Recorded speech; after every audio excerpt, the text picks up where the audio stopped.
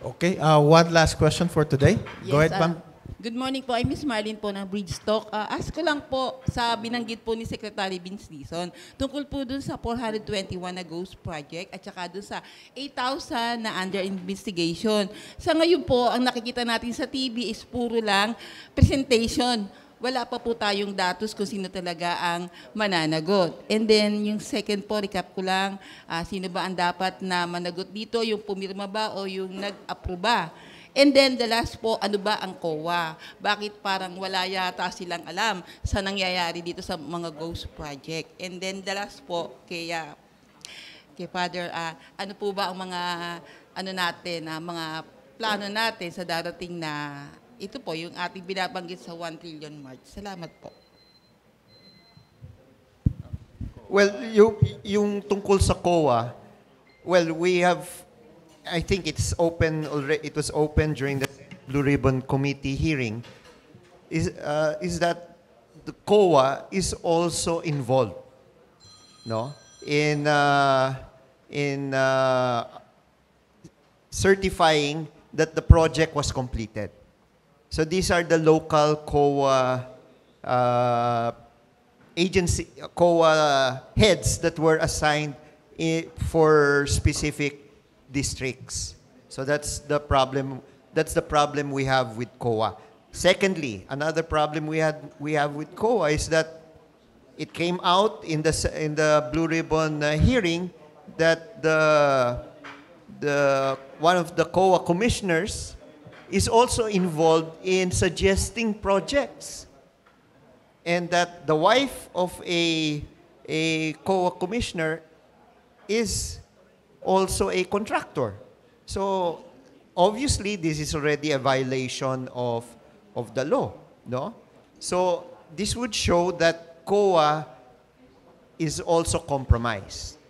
Now, with regard to your other statement that Vince Dizon has already identified so many ghost projects, I think this has been submitted to the ICI, and this is one of the reasons why that we want the ICI to publicize what these ghost projects are, who was the contractor involved, who was the proponent. Kasi kung hindi maramdaman ng iba't ibang district engineers or regional directors na hinahabol rin sila dito sa usapin ng korupsyon, hindi sila kakanta.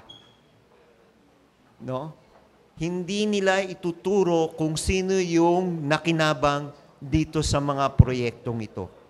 Kaya importanteng may labas ng ICI kung ano yung mga ghost projects na yan, sino yung mga contractors na yan, sino yung mga DE na pumirma sa project na yan ay completed, kung yan ay nasa level ng DE, dahil alam natin, 150 million and below, ang approval niyan ay sa district engineer.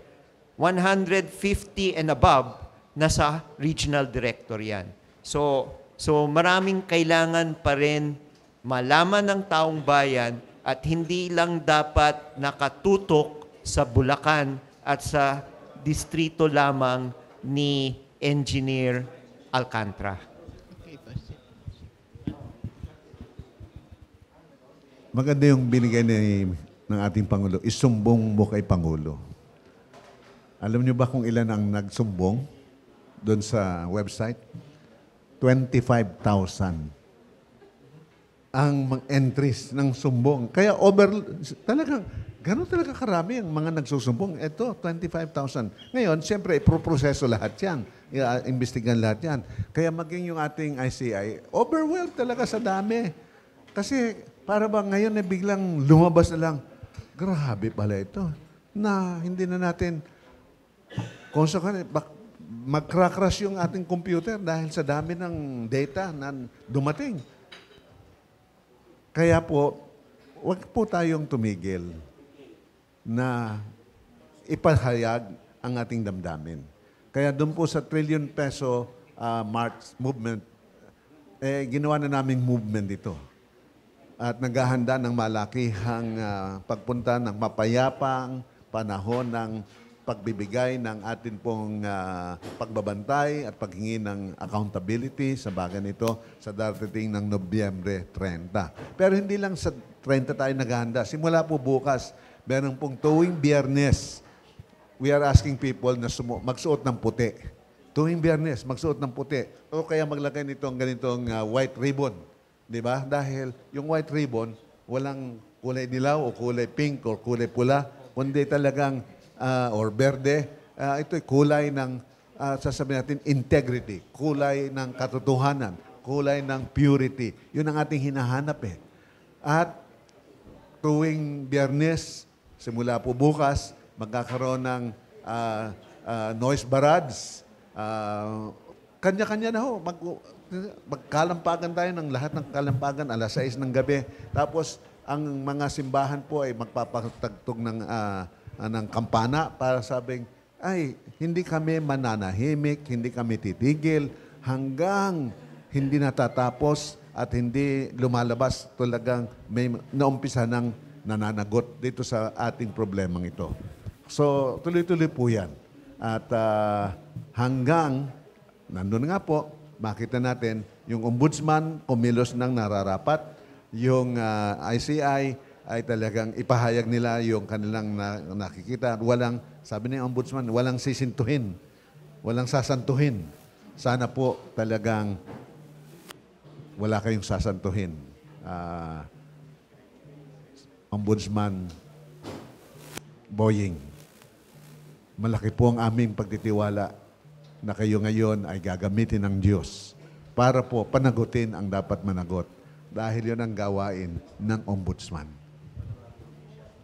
And I think that's a wrap for our show. Just to perhaps wrap up yung pinag-usapan po natin, no? Thank you, Kong Erin, for being here. Siguro, I can summarize it in PPP. Sabi nga ni Kong Erin, we just have to be patient. Marami po tayong gagawin, hindi lang po yung taong bayan, pati na rin yung ating mga bagong nakaupong ombudsman. Marami po siyang hit the ground running. We just have to be patient. And at the same time, sabi nga ni Colonel Mariano, Mar Santiago, Sir, thank you for being here. Yung sinasabi nyo na persistent, kailangan vigilant. Tuloy-tuloy pa rin, sir, na hindi dapat tayo maukontento sa ganitong mga ginagawa lang. We just have to remain persistent. And finally, yung pangatlong P, yung sinabi ni Bishop F, we have to remain prayerful. Dahil ito, yung Panginoon ang tutulong sa ating bansa at sa ating tao para tayo ay mawala sa bondage ng corruption. So it's patience, persistence, and prayer. So with that, this is your host, Attorney Fred Mison. Dito po si The Agenda, brought to you by Everything for Good Consulting Incorporated, in cooperation with Impact Publishing. Mabuhay ang Panginoon, mabuhay ang Pilipinas, mabuhay ang Pilipino. Maraming salamat po.